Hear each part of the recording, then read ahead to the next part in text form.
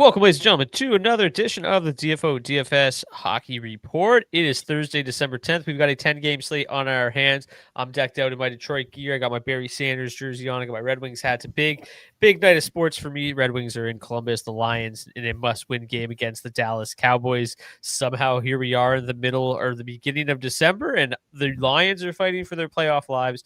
The Chicago Bears are sitting atop the conference, and Zach is a happy man. I am sweating in my boots. Zach, how are you today?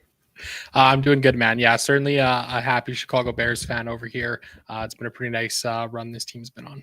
We got a nice looking 10-game slate tonight. There's a lot of backup goalies, just not very good goalies getting the start tonight, so it could be a crazy one. Yesterday was solid. I feel like a lot of the spots we talked about yesterday went really well. I ended up a lot more on Utah 2 than Utah 1, unfortunately. I just found it really difficult to build around Utah 1 last night with the 3 wingers, and there wasn't a lot of good centers on the slate. So yesterday, I had a solid night. I did really well on the late slate, not so much on the main. How about you? Yeah, I fared okay. Had some good contest selection last night. I played a little 2-max. That definitely helped boost the profits. Kind of got crushed in cash last night, which was a little bit of my own doing. Still kind of learning the cash streets here. So definitely something I'm trying to play some more of this season. But hopefully we'll be able to rebound tonight with a pretty solid slate.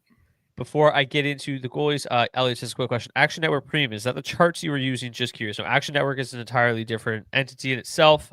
They are a betting website, so that is totally different. But if you want access to the charts, you can join the DFS Discord. The charts link is posted in there.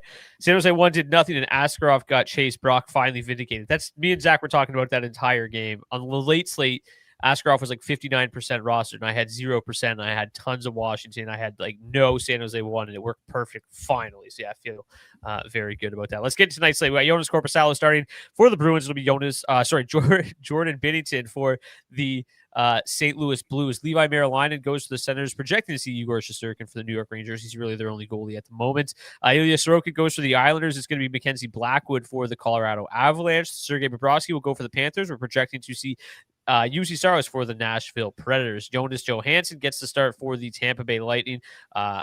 For one game at least. Andre Vasilevsky is unavailable. Tristan Jarry gets the start for the Pittsburgh Penguins.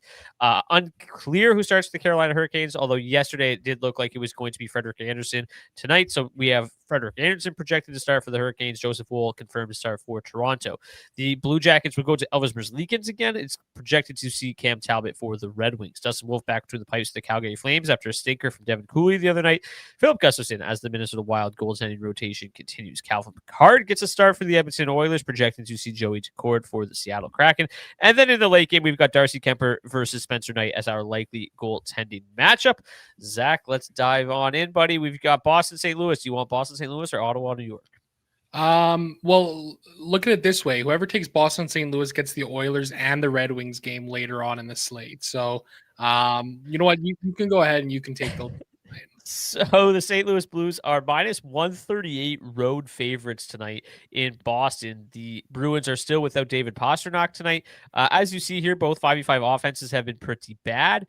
The Bruins not very good defensively. The Blues are. The Blues have the one thing the Blues have been good at this year is not giving up a lot of chances, but they still give up a lot of goals, mostly when Jordan Binnington's between the pipes like he is tonight. So with Binnington versus Korpisalo, I think that it makes this game a little bit more interesting, but not much more interesting. I still don't think that either one of these offenses is all that capable of taking advantage. We had the Blues on the slate on Tuesday, and they played against the Ducks, and that's as good of a matchup as you could have, right? We were all in on Utah yesterday. It worked great because the Ducks suck defensively, but even the Blues were unable to take advantage of that matchup. So I don't think that Korpisalo is that bad. They faced Billy Huso in a bad Ducks defense the other day, and it didn't matter. I don't really think it matters tonight either. St. Louis 2 grades out the best, but yeah, I just don't really see a reason to get to this game all that much. The Blues, again, outstanding matchup scores. I just don't feel confident enough in this group. The matchups can be as good as they want. When the offensive metrics look like they do here, I just have a really difficult time getting to the St. Louis side of things. The power play score is solid again tonight, mostly boosted by the fact that the Bruins are very undisciplined. But again, I feel like even if the Blues score 3 goals tonight, it could be one from each line, and nobody's really optimal. The field feels almost the exact same way. There's almost no ownership coming in on this game. I think that there's some reasonable value throughout this St. Louis Blues lineup. Jordan Kyrou, 5,400 feels okay. Dylan Holloway's been solid, 4,800. But like by and large, this is just a team that I don't feel great about. From the Bruins side of things, without Pastrnak, it's hard to get too excited. Although Morgan Geekie is obviously always a solid play, but at $6,800, like negative regression is going to set in on that shooting percentage eventually. You can't shoot 30% forever. So at $6,800, I think it's becoming increasingly difficult to trust what we've seen from him, even though it's been literally a calendar year where he's been the best goal scorer in the NHL. It doesn't feel sustainable. I think I feel bad talking about Morgan Geekie this way, but it doesn't feel sustainable in any regard. And at $6,800, it becomes a little trickier to play him. So overall, a long-winded way of saying not that interested in this hockey game. How about you? Yeah, you can start calling him Morgan Leon Draisaitl geeky with that high shooting percentage over there. Hey, who knows? Maybe he's just a guy who is going to stick around that, mid 20 mark or something like that for the remainder of his career. I don't really have a lot of interest in this game either. I think I can get to a little bit of geeky Steve's mini stacks. I think that's okay. Maybe some one-offs on this St. Louis side of things. You mentioned a couple of names there that are fine plays. I think Kyrou, Holloway, are both okay options. I think for me, most of my interest in this game, or not that I have a lot of interest in the first place, kind of on the blue lines, right? I mean, Hampus Lindholm looks like a solid value play at $3,800. He's playing an absolute ton right now. Justin Falk's been on a nice little run here as of late. I think he's an okay guy at $4,200 there. Cam Fowler, don't mind him throwing 5% at him at $3,500. So that's pretty much the extent of my interest in this game, though. I think this is a pretty easy one to not go too hard on this slate. All right, let's get to game number 2. You've got the Ottawa Senators hosting the New York Rangers. Yeah, the Senators coming in as -122 home favorites here tonight. 3.0 implied total for them, 2.8 for the New York Rangers. Two teams that are, just kind of plotting along here. Some decent offensive numbers from this Ottawa side of things, but offensively, it's been really rough for the New York Rangers. I mean, it's just continuously been the case all season long here. Taking a look at the matchup scores in this game here tonight, pretty low pace score. Going to be the second lowest of the entire night here. And the matchups are pretty brutal across the board. The best matchups in this game, which are still below average, come for Ottawa 1 and Ottawa 2. I don't know really what to do on this one. It feels like a game to kind of fade for me. There's some ownership coming in on this third line for Ottawa, but they rank 31st on the charts as a whole. The best line to target in this game is New York 1, and they're ranked 22nd overall on this slate tonight. Ottawa 1 coming in at 29th. It feels pretty gross to kind of get to this one for me. Maybe a little bit of Ottawa 1, Brady Tkachuk back there on that top line. I don't mind that as a potential option tonight. I don't know if I can really feel great playing the Rangers side of things. I think the one saving grace is it does look like it's Levi Merilainen for the Senators. So, maybe 5% up on New York 1, Panarin, Zibanejad, and Lafreniere. But that's really the amount of interest that I got in this game, man. This one feels kind of gross to me. Rangers have an okay power play matchup tonight. Maybe that's a route to go a little bit with this Rangers side of things. I don't know. Do you have any differing opinions on this game here? No, not really. Most of my interest was on the New York Rangers money line. I had interest yesterday. They were like 135. Bet them overnight. The Merilainen getting confirmed obviously felt really good. The 5 forward power play unit, I think, adds a little bit of a wrinkle with Adam Fox out. I think that there's, I think the Rangers could get there tonight. I think it's hard to have a lot of faith in them. Obviously, we've joked a lot about the Madison Square Garden issues on the road. They've been okay.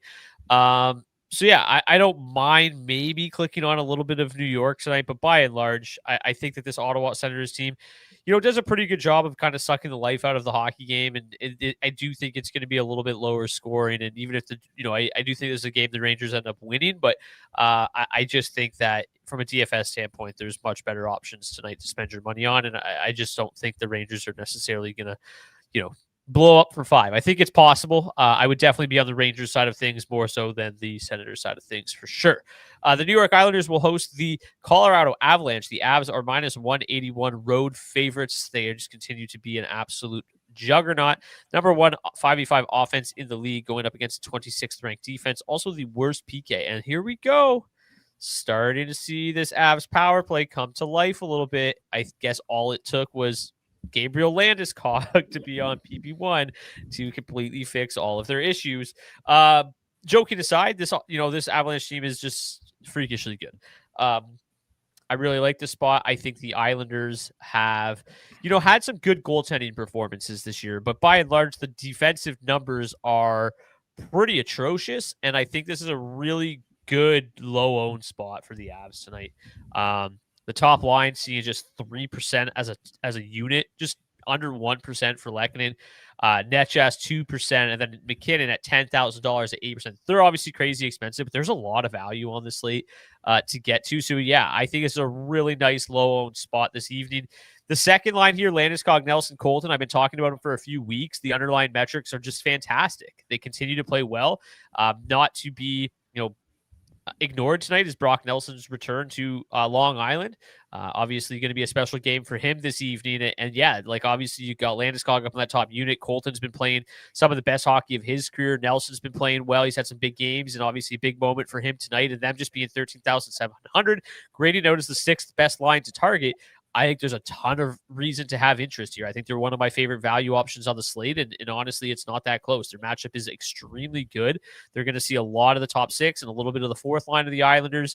When you take a look, there's just not a whole lot of good going on here. This Islanders top six, it's all below average, and then the fourth line's terrible defensively. So I really like the second line. They got nearly a similar, metrics to this top line. I think they can certainly take advantage in this game. And then again, we talked about the other day, this third line has got Nichushkin down there, gives them a little bit of more offensive punch with Drury and Olsen. I think on a 10-game slate, I'm less inclined to get there, but I think you could probably just stop it at Colorado 2 this evening. But I think it's a really, really good spot. On the other side of the ice, I just don't think there's much reason to get to the Islanders tonight. I just think the Avs have been so good. They're just dominating puck possession. Defensively, their metrics grade out, above average. And it's not like the Islanders are a bad offensive team, but I just think this is not a slate where I think it's super necessary. The best line is the second line. It grades out 13th best. I think you could possibly get to some Islanders tonight. I just don't really see I don't see the reason. I don't think it's necessary. They're very low on the totem pole in terms of importance for me tonight. So do you feel different? I feel like you've been on the Islanders a little bit more than me. You seemingly talk about Anders Lee every day, even if he doesn't play. So I'm assuming you're going to have some interest tonight. Not really. I mean, again, like you said, this is a Colorado team that's just so dominant on both sides of the ice. To me, playing the Islanders kind of feels like you're jamming them in here a little bit. I mean, I think there's some okay value options that are, on this Islanders side of things. I just don't know if they are necessary to get to tonight. I think, maybe a little Heineman at $3,100 is okay. That's really about it. Shabanov, he's been okay too. Anders Lee, again, guy's going to start scoring goals at some point here soon. I just don't know if that's necessarily going to be tonight. Although, one sense, 10 goals in 21 games played against the Avs in his career. So maybe lock up that Anders Lee anytime tonight. But yeah, I don't really have much interest in this Islanders side of things. And for Colorado, the ownership's just way too low. I'll happily pay up to get different on Colorado 1 tonight and get myself up and over that field for sure. Yeah, price tag is obviously incredibly high, but we know that their ceiling is insane, and at low ownership, it's very rare to get them at low ownership right now. So just a reminder, in the last 8 games, the Colorado Avalanche have outscored their opponents on average 4.0 goals for, 1.3 goals against. So if you had any interest in the Islanders, that might have zapped it. Let's get to Florida and Nashville. Just a reminder, we had these two meet a couple weeks ago or last week. I can't even remember. I've tried to erase it from my memory, and I sat up here and said, I am playing UC Saros. And then I played a lot of UC Saros, and he got absolutely shelled. The Panthers won in Nashville 8-3. AJ Greer, 2 goals and an assist. Sam Reinhart, a goal and 2 assists. Carter Verhaeghe, 3 points as well. A lot of other names got on the board. But yeah, it was ugly. Not my proudest moment. What do you think happens tonight?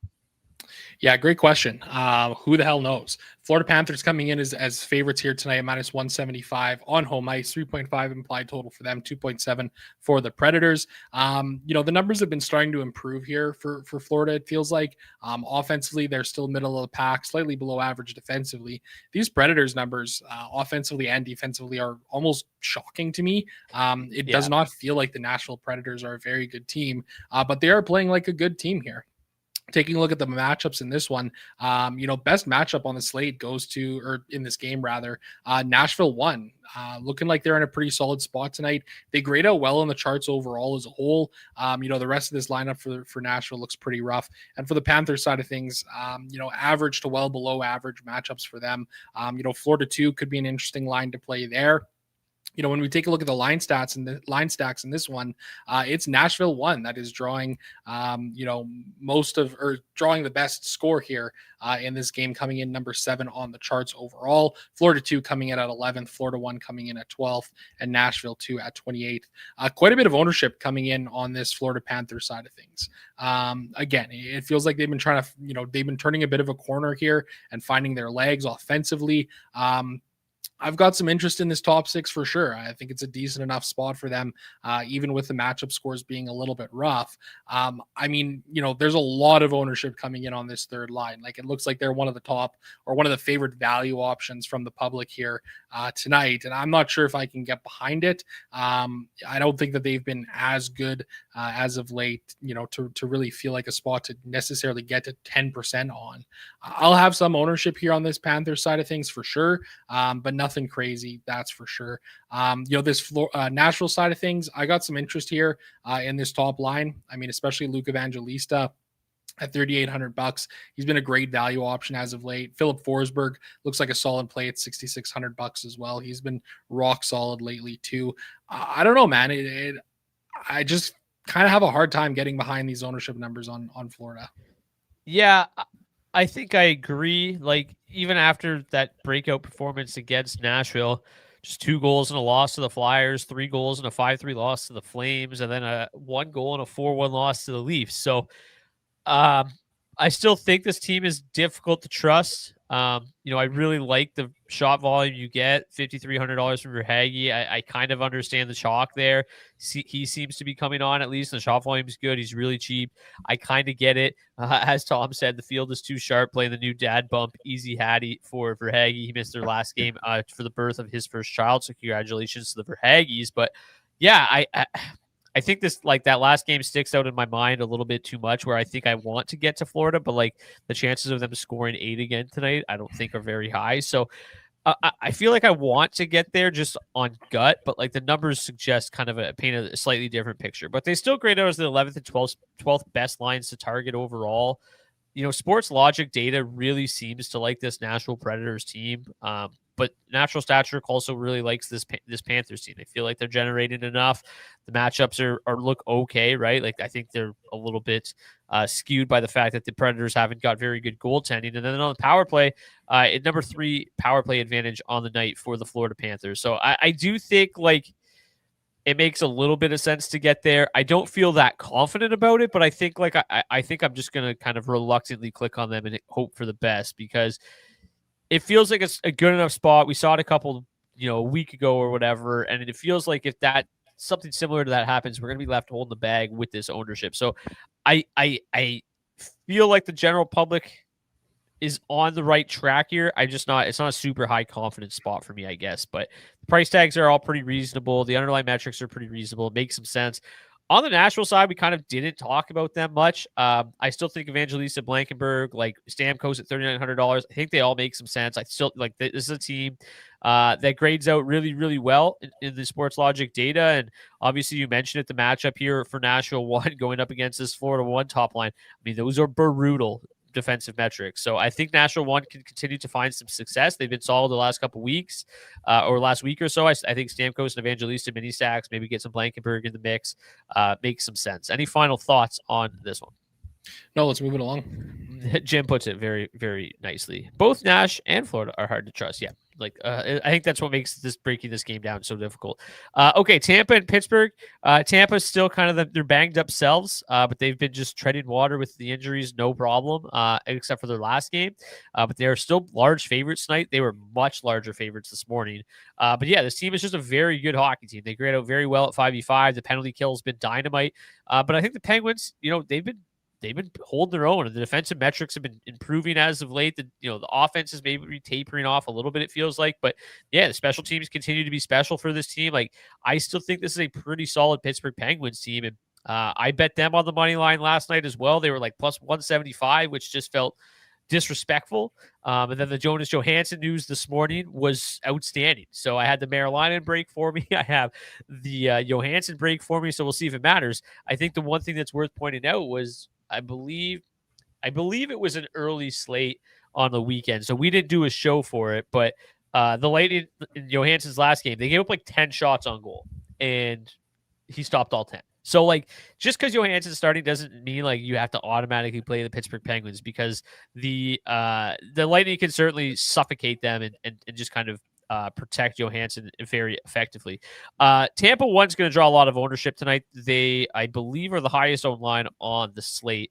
At 13.8%. They grade out fourth best for us. Hagel's been red hot. Cirelli's a little cheap at 4,800. He's come down a couple $100. And then Kucherov 8,400. I talked about it the other day. I think he was 8,600. I just like, that is just way too cheap for Nikita Kucherov. So $20,000 to full stack them, I think, feels really, really nice. They're obviously playing a ton with all of these injuries right now, projected for 29% of the ice time. The underlying metrics are just absolutely superb. They are going to be hard matched against that Sidney Crosby line tonight, which, as good as the offensive metrics are for the Crosby line, the defensive metrics are really quite poor. So I think Tampa 1 is definitely in a pretty good spot this evening. And yeah, I think it's a good, high owned spot. I don't think it's the worst chalk ever. So I'll certainly be getting there. With that said, though, the power play grades out really poorly. So I'm not sure I will necessarily meet the field at about 15%, but I certainly want some exposure. This line's been playing too well not to. And, I do think the second line, once again, offers a very interesting value option at 13,800. If I'm being honest with you, I think that the Colorado second line is a much better play, in my opinion.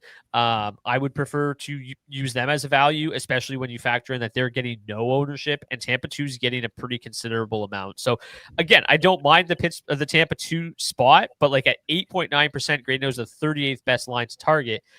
It doesn't feel nearly as good as some of these other value options tonight. So I certainly don't mind Tampa 2. I'll certainly end up clicking on them a little bit, but I don't think I'm going to get up to like the 10% that they're seeing. The Pittsburgh side, I do think it's a little difficult. This top line is probably the only one I really want to click on. But the matchup, it's good. It should be a bit of a high scoring affair, but I'm worried that Tampa 1 will kind of hem them in. And I do have some concerns that they won't be able to get to Johansson as much as maybe projected. So, yeah, I just think Pittsburgh's in a bit of a tough situation tonight. I don't hate them. I think that for me, like I said, I bet them on the money line. I think they can win this game, but I don't know really where the offense is going to come from a DFS standpoint. How about you? Yeah, I kind of agree with you. I think that's a tough thing with Pittsburgh here in this spot tonight. I mean, I think I'm going to get some ownership on the Penguins here tonight. I mean, it is Johansson after all. He has shown that he is not a great goaltender by any means. I think some Pittsburgh 1 is totally fine. I mean, Sidney Crosby has been great against the Lightning in his career, 24 goals and 68 points in 52 games played. Malkin's numbers against Tampa have also been really good, 29 goals and 64 points in 48 games played. So I'm going to get some ownership on this Pittsburgh Penguins side of things tonight. Not going to go crazy or anything like that, but I think 5% is certainly more than reasonable. Definitely like the looks of this spot here. I think for Tampa, especially that top line, probably going to eat the chalk here on Tampa 1 tonight. I've got a mini stack of Kucherov and Hagel in the head-to-head lineup here today. That also includes Nathan McKinnon. So I think that kind of shows how interesting this slate can be as a whole, especially in terms of some of the value options that are out there. What's interesting about this second line too for the Lightning is that obviously you got that power play correlation on the top unit, but it's not even like they have a good power play matchup here tonight at all. In fact, they actually have the second worst power play matchup on the entire slate. So I was kind of wondering like what is drawing this ownership towards this second line, and thought, maybe it's the power play, but I don't know, especially with those numbers there. So I think for me, like I agree with you. I've got some interest here. In this second line, I'll probably throw 5% ownership at them and be okay at that, because I do agree that Colorado 2 is a much more appealing spot for a value option tonight. Yeah, and I think again, the real appeal with Pittsburgh 1 is that nobody's playing them, and they are performing well. It is Jonas Johansson, like Crosby, Russ have put up points recently and pretty much all season. So yeah, I think getting there a little bit makes some sense, and they're very low owned. It could be a nice leverage spot if they do get to Johansson as much as maybe we think they could. Okay, let's get to Carolina and Toronto. The Hurricanes are massive home favorites here. It is bizarre seeing Yeah, the Maple Leafs be this big of underdogs. Yeah, it's kind of surprising, right? Because, you'd think that this would be a much tighter game in terms of the odds, but, it's not like Toronto has been playing very good hockey whatsoever this season. So maybe it isn't that surprising, but nonetheless, Carolina coming in as minus 207 favorites. 3.7 implied total for them, just a 2.6 implied total for the heavy underdog Maple Leafs. Taking a look at the line stacks here in this game tonight, not really a lot of ownership coming in. 5% coming in on Carolina 1, grading out as the 9th best line to target on the slate as a whole. Toronto 2 coming in 10th overall. Carolina 2 coming in at 14th. Carolina 3 coming in 32nd overall. Maybe a little stack of those guys could be interesting tonight. And then Toronto 1 all the way down at 39th overall. That is kind of crazy to see, man. Taking a look at the matchups here in this game tonight, pretty solid pace score. The matchups across the board for the Hurricanes aren't great matchups, but they're slightly above average. We have seen this Carolina team be able to absolutely dominate other clubs on a very consistent basis, and it would not surprise me in the least to see that continue here again tonight. These matchups for Toronto are very rough. It looks like a really tough spot to kind of get to any Toronto here on this slate tonight. And when you look at the line stats, it shows you even more why that's the case.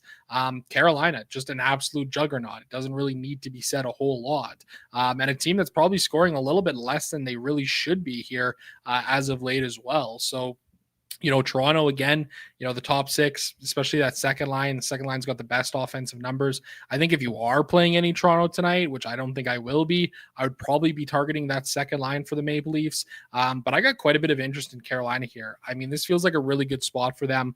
Look at the defensive numbers for Toronto. I mean, they are just absolutely bleeding goals against. So very little ownership coming in on Carolina as well here. Like this top line only drawing 5%, 3.5% for that second line. I'll easily be over the field here on the Carolina Hurricanes tonight, and what feels like a pretty nice spot for them. Taking a look at the power plays in this game tonight, Carolina actually coming in with a second best power play matchup on the entire slate, which is fascinating to see because their power play is at just 13.7%. Maybe a little bit of a get right spot for them here tonight to see if they can capitalize on the man advantage. Carolina 1 fully correlating on the top power play unit. Carolina 2 fully correlating on the second power play unit. They have a pretty even split of ice time for their power play units as well here. So this seems like a really, really interesting spot for these Hurricanes. Yeah, Jordan Stahl on the top power play unit tonight too. Desperate times call for desperate measures, I suppose. Yeah, I think obviously the thing that needs to be said is that power play grades out really nicely tonight because they do a good job of generating chances on the power play, but converting has not necessarily been the best. They are shooting just 12% of the power play, which is the 6th worst mark in the league this season in terms of goals for on the power play this year. Bottom 10 in the league. So yeah, Jordan Stahl gets the bump up there. I think that's really interesting. I think it makes him a very interesting value play tonight. And yeah, I'm going to get to the Hurricanes. Like these ownership is too low. Joseph Woll's performed extremely well. 919 save percentage since returning, but I think that this is a Hurricanes team that is, certainly capable of dominating a Maple Leafs team that has struggled defensively this year. So when you take a look at the matchups, the top line going up against that Matthews line, I think they can feast, right? Like Max Domi on that line doesn't inspire a lot of confidence. The underlying metrics for that line just not good. I think that Aho line can feast. The second line just has been a go-to value option for me this year. With Ehlers getting bumped from the top power play unit, I think that takes a little bit of the shine off them. But they grade out top 14 or top 15 again tonight. The matchups, they're going to see a lot of the Maple Leafs bottom 6. not great either. Basically average defensively. So I think Carolina too can get there. Then obviously with Stahl, that top power play unit, if you want to one off him, if you want to stack this line, I think they're in an okay spot as well. Match up against that Tavares line. I think the one thing that's worth pointing out from the Maple Leafs side of things is that Stahl line. The underlying metrics maybe not quite as dominant defensively as they have been in the past. I think it's worth mentioning that they do face stiff competition. But the Tavares line, I think, is capable enough. The big minutes, the good underlying metrics. I think if anybody's going to score from the Maple Leaf side of things here, it is probably going to be Toronto too. So I do have some interest there because as good as the Hurricanes are, Frederik Andersen has been bad, like real bad. He has a 23% quality start percentage this year. 23%. It's horrific. He's given up basically 3 goals every single game. So I think that just because of him, if he gets to start, I think that's enough reason for me to get 5%, 10% Toronto tonight in the mix. But yeah, it's a tough matchup. But it's hilarious because it feels like the Hurricanes dominate every game, but then somehow Andersen just manages to give up 3. So, it's kind of like throwing a dart in the dark here with Toronto, but I do think they're going to find some offensive success. And I do think this can be a very high-scoring game. It looks like a nice game environment. Any final thoughts before we get to the Red Wings and the Blue Jackets? No, let's keep it moving. Let's go. We've got, I think, one of the most exciting games on the slate. I think it should be an absolute barn burner. You've got the Red Wings. There's been a lot of chatter about them, among the analytics community on X and, throughout hockey. And they're just a very, very good XG team. Their 5v5 expected numbers are very good. Like offensively, they're number 3 in the league. It doesn't seem to kind of like match up with the reality. They should score more than they do. I think the problem for them is a real lack of secondary scoring. But from a DFS standpoint, it doesn't really matter because you can just play their top dogs.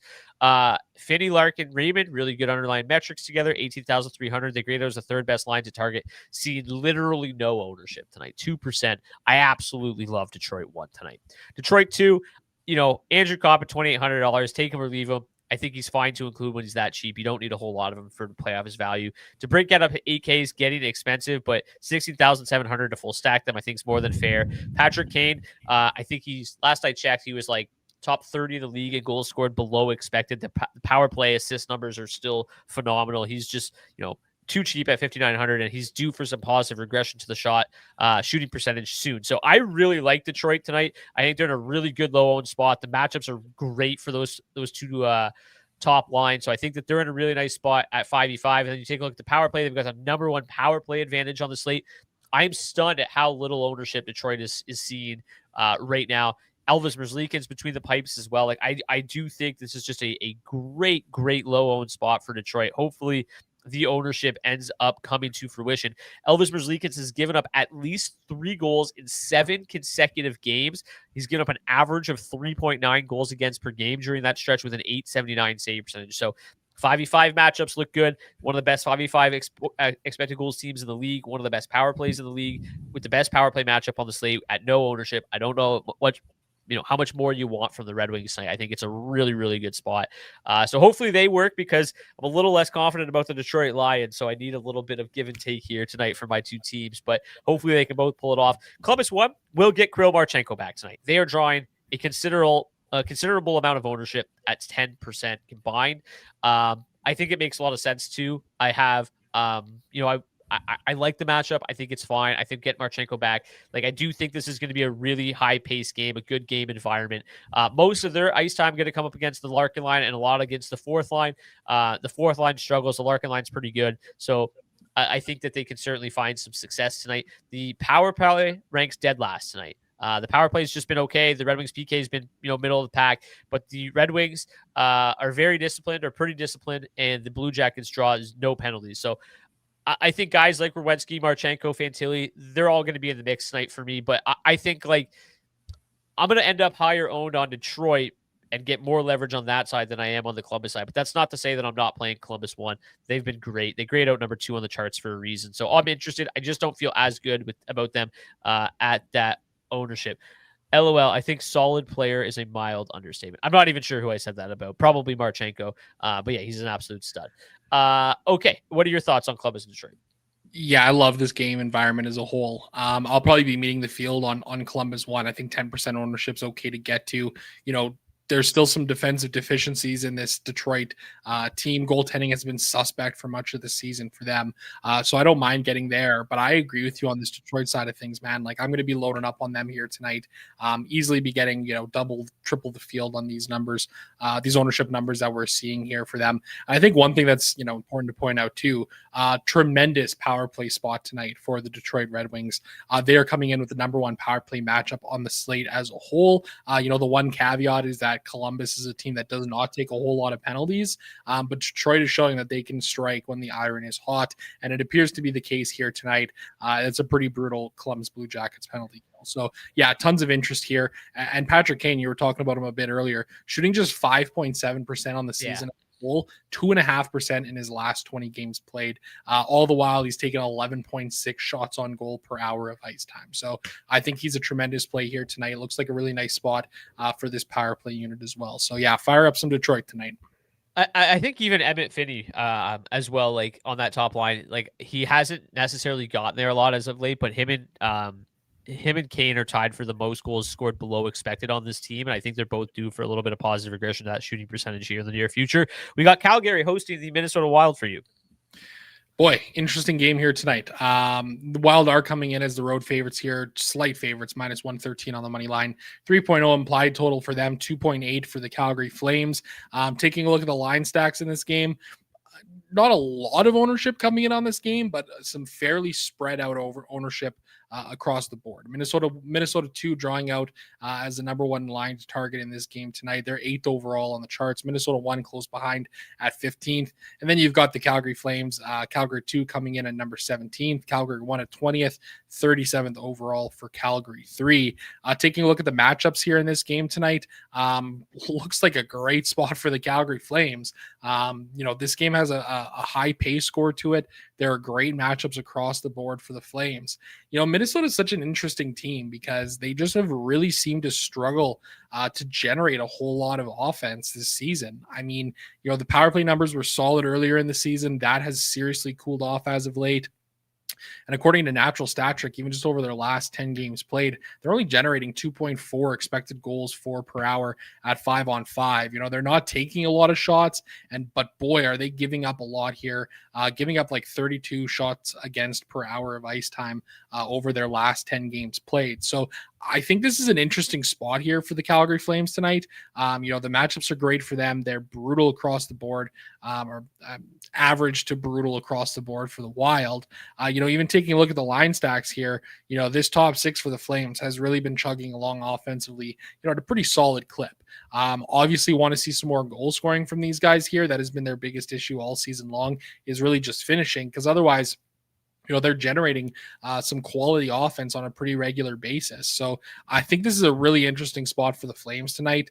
I'm kind of in agreement on the field, like 5-6% for each of their lines. I don't mind getting to. I've got a Calgary 3 mini stack in the head-to-head lineup here tonight, which is always a fun route to go. But Coleman and Backlund, they look like solid plays tonight. That top line, my favorites would be Morgan Frost, who has quietly been really solid as of late for the Calgary Flames at $3,400. Matt Coronado, a Brock favorite, 12.5 shots on goal per hour over his last 20 games. He's been an absolute dog.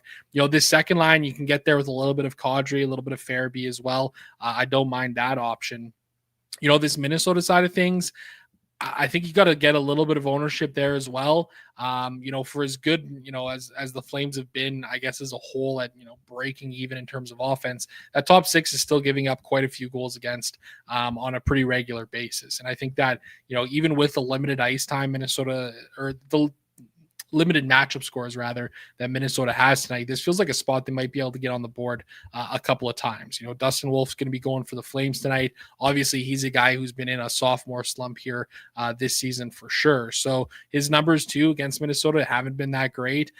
3 games played, he does have 2 wins, but he's got a 303 goals against average and an 857 save percentage. So I kind of am in agreement with the public here, where I'm pretty much okay throwing 5% at Calgary 1, 2, 3, and with this top 6 of the Minnesota Wild. Brock, where are you kind of coming out on this game here as a whole tonight? Yeah. The Minnesota Wild are maybe the most interesting team in the league right now. They have gone. Let me pull it up here again. What is this? 8-1, 8-0-1 in their last 9 games. They've scored 3.0 goals for per game. They've given up 1.4 goals against per game. They have 18 goals saved above expected during that stretch. That is unsurprisingly the second best mark in the league. Only Colorado is better, but basically 2 goals saved above expected per game is insane. The problem is, I think it's super difficult to trust the Calgary Flames to score tonight, and I really think that Philip Gustafsson is priced at a very interesting spot. He's the second best goalie in our projections. He's just $7,800. You know the volume is going to be there, and I don't think that this Flames team can score. So, yeah, I really like Philip Gustafsson. He's projected to be the highest owned goalie on the slate tonight, which I think makes a lot of sense. But just 10%, sure, it'll end up being higher than that. But I think he's in a really good spot. I love that price tag. So I'll probably get to so much of him that I probably won't end up playing a ton of Calgary. With that being said, I agree about Calgary 3. I don't know what's going on here. Whoa. Calgary 3 grades out very nicely in terms of value options tonight. Coleman and Backlund down to 32 and $3,300 is crazy cheap.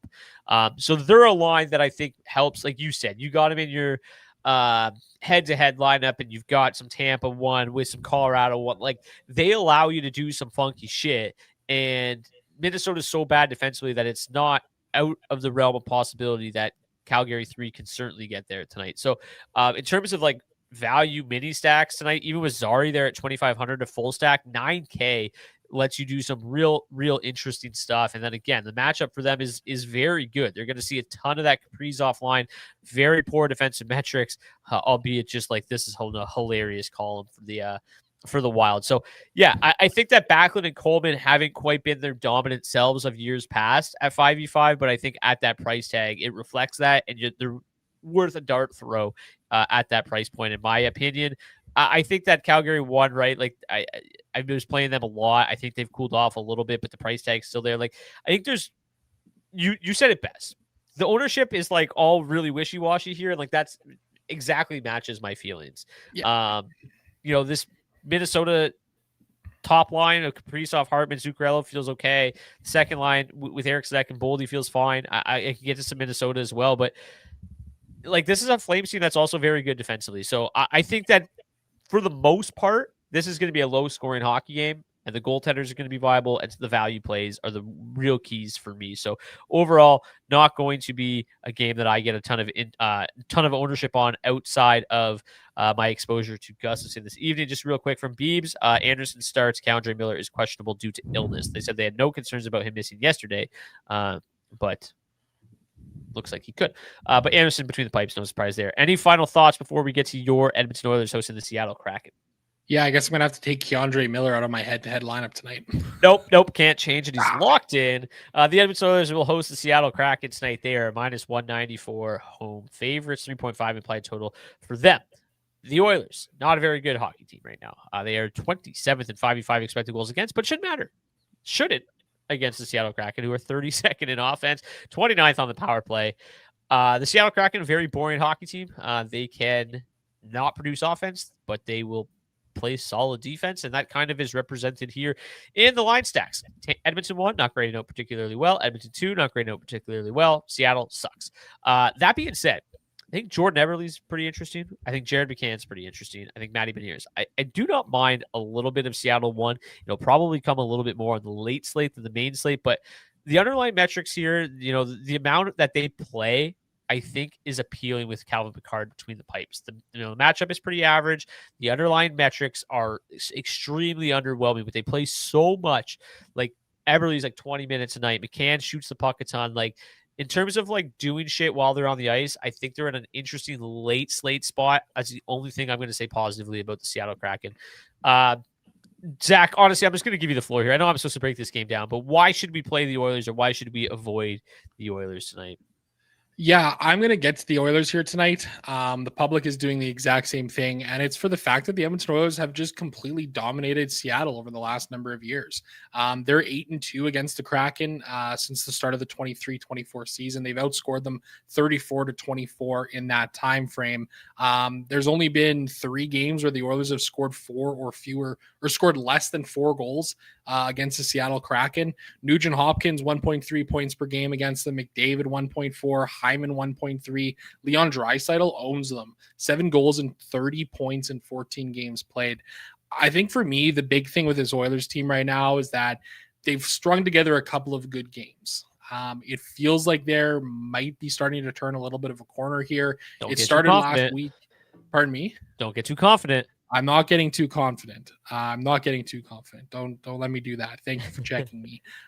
But this Oilers top line getting reunited for the first time this year is kind of what's interesting to me. Connor McDavid, Nugent Hopkins, and Zach Hyman have been one of the best lines in hockey over the last number of years. They've been a dominant team, or dominant line. 4 expected goals for per hour of ice time over the last 2 seasons, 3.75 actual goals scored per hour of ice time. They have been dominant.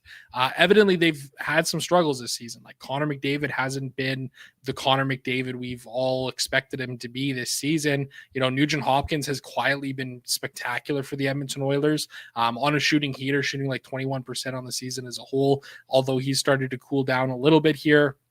Zach Hyman still working his way back from his, brutal wrist injury that he suffered last year in the playoffs. And Leon Draisaitl just continues to do Leon Draisaitl things. So, I'll be meeting the field pretty much on the Oilers ownership here tonight. I don't mind doing that whatsoever.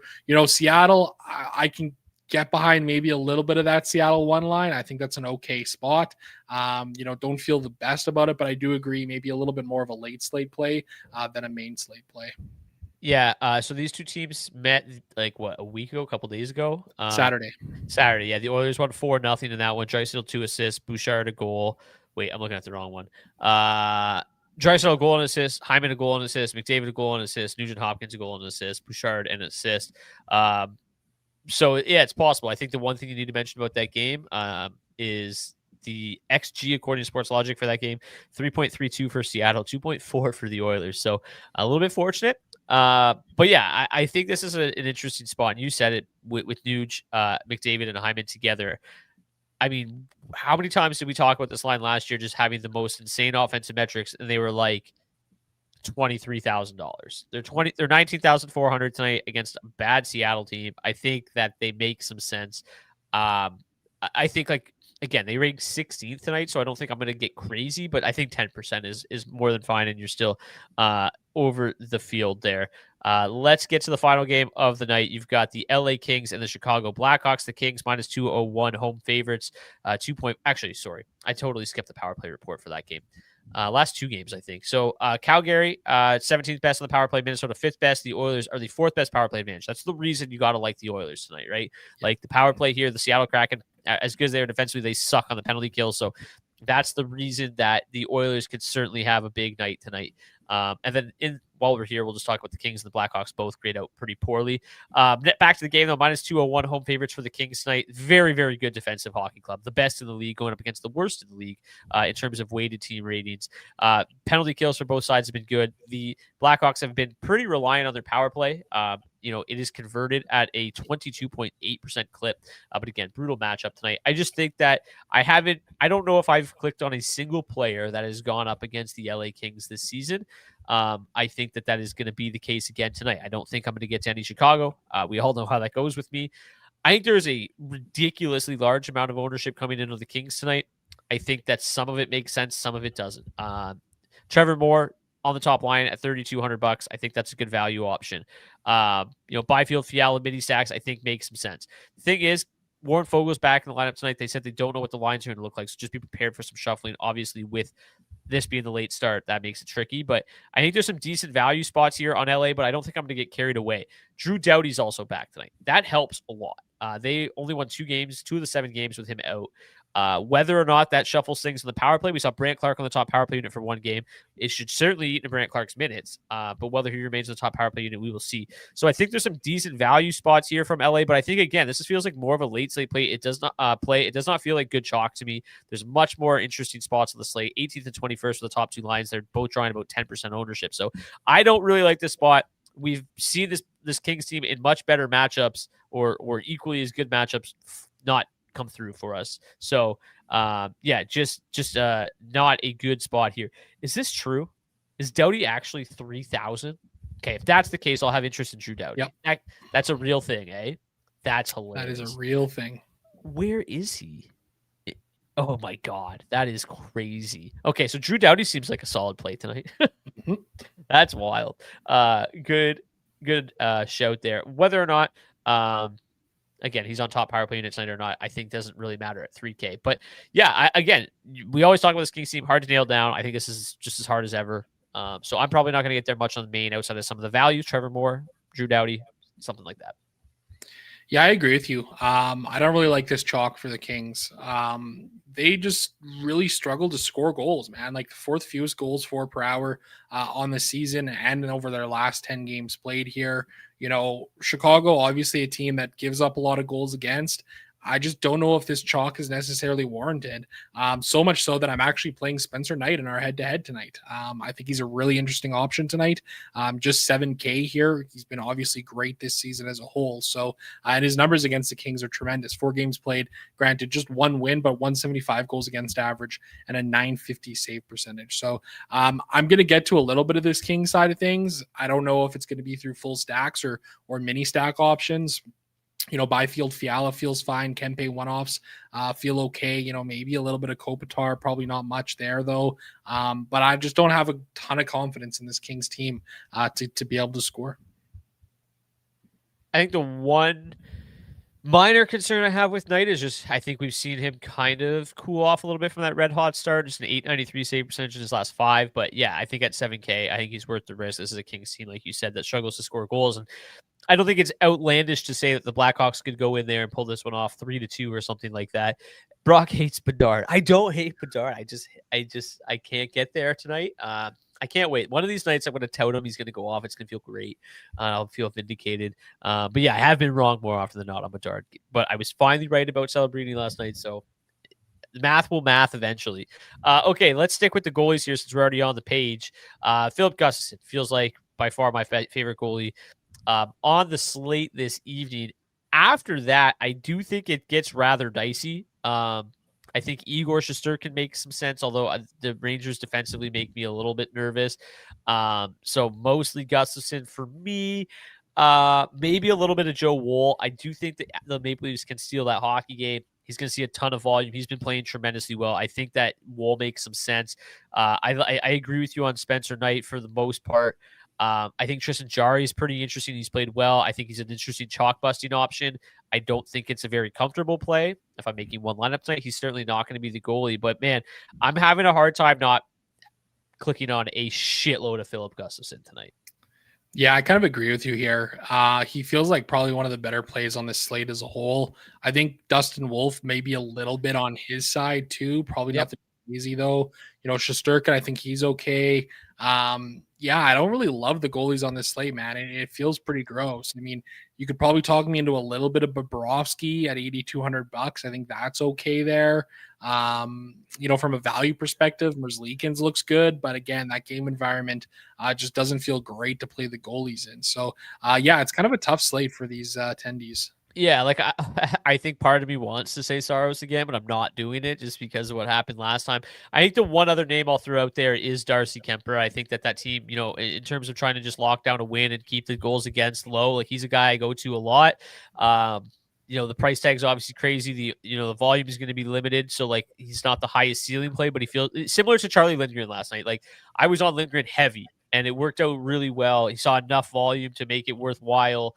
And he was expensive, but he ended up being a tremendous play. And I think Kemper's got a little bit of a similar feel for me tonight. Tom wants to know, no Saros love. I had to mention him, but it's a tough spot there. All right, let's get to tonight's hat trick pick challenge. If you want to participate in today's hat trick pick challenge, all you got to do is drop your hat trick pick in the comment section of the video on YouTube, not the live chat comment section. Wait for the show to end. If your player scores a hat trick, we'll get you a $25 gift card to Nation Gear. You can pick up some daily face-off swag. If somebody scores a hat trick that nobody picks, we'll raffle it off to anybody who submitted a pick.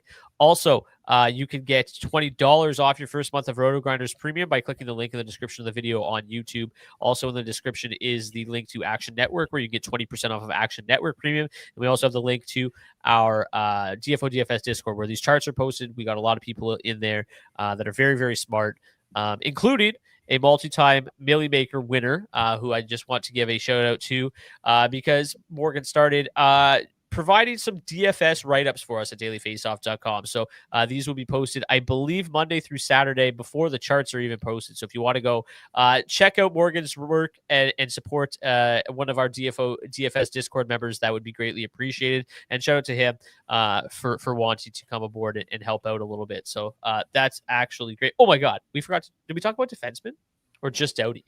Just Doughty. Okay, forgot about that. And Blankenberg. Yeah, defenseman tonight. Forgot about them. Hampus Lindholm, you mentioned him earlier. I think some of these Oilers defensemen, they grade out well. Keandre Miller might not play. Sam Linsky's great at 3K. Doughty's great at 3K, which is just hilarious. Shout Edouard Datus. Obviously, if you take a look here at raw projections, I mean, you're still going to have Darren Radage, although he's up to 5K. I think he makes some sense. All the blue line injuries in Ottawa, I think I buried the lead on the Ottawa stuff. But my boy Jordan Spence going to be on the top pairing tonight with Jake Sanderson. Are you kidding me? Give me all the Jordan Spence I can handle this evening. Where is he at? He's 27. Yeah, $2,800. Absolutely love him again tonight. So for me, guys like Spence, Gavrikov, I'm really interested in. Lindholm, I think, is solid. Shout out Edouard Datou. Sam Malinsky, Drew Doughty, like these would be kind of my favorites. Even JJ Moser, I think, is solid. Anybody I didn't mention that you really like?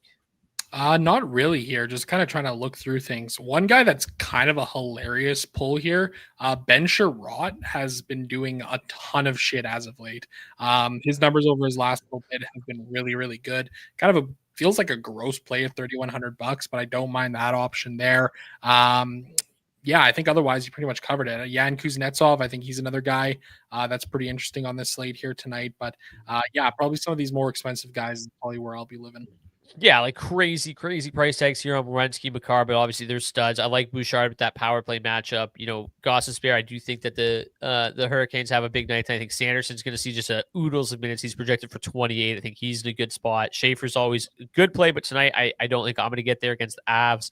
Barrett Sider, I think, is really good. I think Roman Josi, you know, with some of that national love looks good. Rasmus Anderson always grade note pretty well. So, yeah, I think there's a lot of interesting options here up top. But, yeah, a lot of really, really good value for me tonight. Now let's get to the hat trick pick. Zach, who do you want tonight?